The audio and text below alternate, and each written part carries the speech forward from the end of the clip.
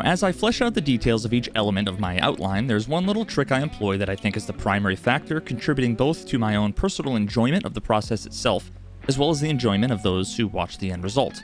My brain is constantly hit with memories, stories, jokes, things that are thematically similar to whatever it is I'm talking about, even if they aren't directly relevant to the topic at hand, and I figure out a creative way to try to tie them into the content. This lets me flex some of my ADHD-fueled creative endeavors, mixes up the vibe a bit to keep people on their toes, and maybe even inspires others to check out the things that inspire me.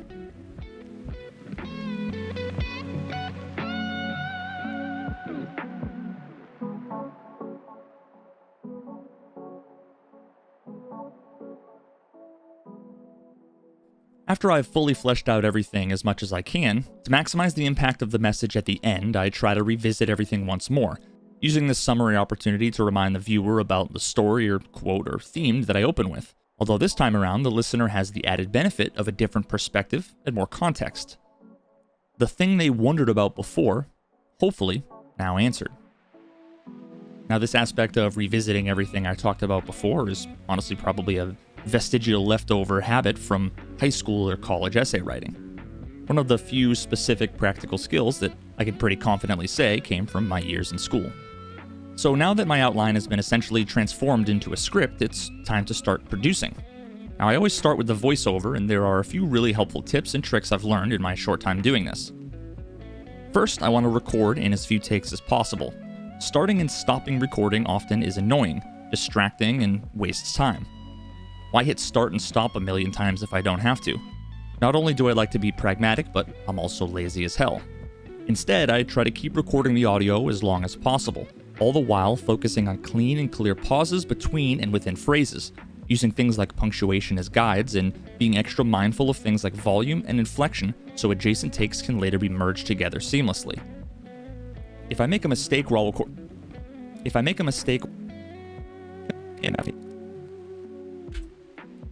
a mistake while recording the voiceover, I just try to be silent for a moment and then begin again at the nearest point where you paused.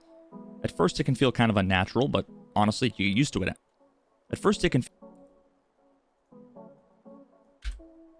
If I make a mistake while recording the voiceover, I just try to be silent for a moment and then begin again at the nearest point where you paused.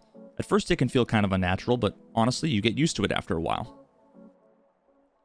I use Adobe Premiere and can't live without 3 keyboard shortcuts: C, Q, and W. Think C for cut. This activates the razor tool, which slices a clip wherever it is that you click. This is super useful when coupled with the other two, Q and W, which are basically identical but opposite hotkeys, doing what's known as a ripple trim. Now, wherever the playhead is, which is this little blue line that indicates where we are in the timeline, trimming is the process of deleting either the part of the clip before or after this point. And the term ripple refers to the fact that everything before or after the portion that you're trimmed is going to shift to fill the gap. Whenever I find a portion of a clip that I want to get rid of, like a bad take at the beginning, I'll ensure that the bad portion is isolated from any good audio that I want to keep using the razor tool, and then ripple trim from the start of the good audio to the beginning of the bad audio, creating a seamless segue between 2 good takes. I've gotten pretty good at keeping note of the waveforms and the space between different sentences, within a single phrase, or between totally different sections. This is important for the pacing of your speech. You're going to want to avoid awkward pauses in the middle of sentences, or super abrupt starts to totally new sentences as if there was no period at all. As if there was no period at all. Trust me, this can be really jarring for the listener.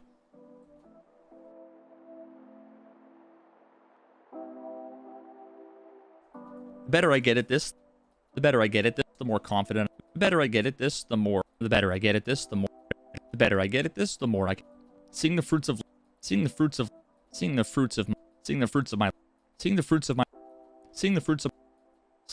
of my labor being enjoyed and valued by someone I care for. I haven't found a faster workflow for editing my voiceovers than this. And as you can see, sometimes even with only a few mistakes, there's still a lot of slicing to be done. But luckily, it goes pretty quickly. Now, while I do this, I'm always mindful of the pacing. It's almost always possible to cut out long, awkward pauses, coughs, or bad takes with thoughtful pacing and inflection if you recorded cleanly at the start. Now, unless I'm going for a particular sort of vibe, like this, Wow, Why are there so many different types, you ask? You're a curious little fucker, aren't you? Keep that goddamn mouth shut for a couple minutes and let me explain. I don't try to adopt any sort of fake voice or tone. I just try to be myself. Because I write in my voice, I speak in my voice. Now, I try not to be afraid to make facial expressions and use hand gestures while I'm recording. Nobody's ever going to see this, and it really does contribute to a more natural and conversational voiceover. Now, when it comes to recording audio, I personally know my audio setup like the back of my hand, but this wasn't always the case. I still try to avoid recording different parts of a voiceover on different days, and always try to ensure consistent recording settings to avoid the pain in the ass process of trying to make it all sound consistent in post. The sad part, I found out a long time ago, that all of the work to try to make 2 different recordings on different days sound consistent usually takes longer than if I just sat down and re-recorded it all over again. I use a Shure SM7B microphone running through my Go XLR that's connected to my streaming PC, which is also where I do all of my video production. With a simple double click of a profile, I'm always back to the levels and settings that I want. All of my EQing, compression, and noise gating is done using the Go XLR, so I actually don't do any processing on my voiceover audio other than slapping on a limiter to bring it up to the proper volume while avoiding clipping. After limiting, my voiceover audio tends to sit around the -7 dB level, which I personally find works for my videos. So now that all the voiceover is done, it's time for music. I try to choose music that's right for the vibe. I discovered very early in my content creator career that it's nearly impossible to find good music that I can actually legally use without fear of copyright claims or other restrictions. I know this is becoming easier every year with all sorts of options available to content creators, but I took a different route, and for the most part I apply to my content even outside of music. If I can't easily find something that's right for the job, I'll do it myself. If I don't know how, I'll teach myself how. Ultimately, the choice of music is all in service to a single idea, one that, conveniently enough, one of the content creators for which I've been inspired by many times before, Adam Neely, was able to express in one of his videos from a week ago.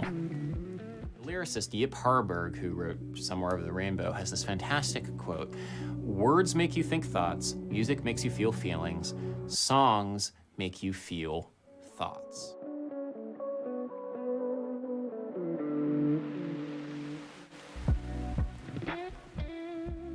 I can't express enough how convenient it is when you make nearly all of your own music, thumbnails, and video assets. I just get tired of stressing out about finding, paying for, and using other people's shit, and instead transferred that stress over into something more fruitful, learning how to do it myself. I know this isn't practical or possible for everybody, but I can't really provide much more advice other than I'm sure there's lots of shit out there that you can use. You don't need my help here. Now, I will briefly mention that while I do allow Twitch streamers to listen to my playlist of over 100 songs on all sorts of genres for free and without fear of getting Twitch DMCA claimed, which is an actual honest-to-God threat to all of us these days, dealing with video content on YouTube and my music there is much more complicated for a bunch of different reasons that I won't get into here. But I am actively trying to find a way to easily and inexpensively give access to content creators to use my catalog of music for their YouTube videos. It just needs to be easy, seamless, not full of headaches for either of us, and worth the time investment it's going to take for me. On the same note, I'm quite organized with all of my assets, like music, sound effects, and images. I have everything pretty much grouped and organized in an easily accessible way, which makes that aspect of the editing process so much easier. I don't want to be inspired, get motivated to edit, and then spend all my time Googling for music, images, or fonts. I've got folders for all my music, categorized by album or genre, folders for all my images for different videos, commonly used things I'll use between multiple videos, different fonts, etc. Now, once I select the music and I drop it in, first thing I do is drop down its volume to sit underneath the voiceover. Depending on how the music was mixed and mastered, this can vary quite a bit, but I find that around -27 to -30 dB tends to be a decent level for music that I want to be heard alongside voiceovers while not being distracting to the listener. Now, historically, I've used keyframe automation to adjust the volume, if there were any parts of the video where the music would get louder, like during a montage or something like that. But recently I discovered the Essential Sound feature in Premiere, which has some interesting features that handle a lot of this for me now. All I do at this point is tag the voiceover audio as dialogue, tag the music as, you guessed it, music, and then tweak the ducking parameters on the music to taste. Press this button and it handles all the automation for me. I'm still learning how this works and getting up to speed with the feature, but so far it's pretty nifty.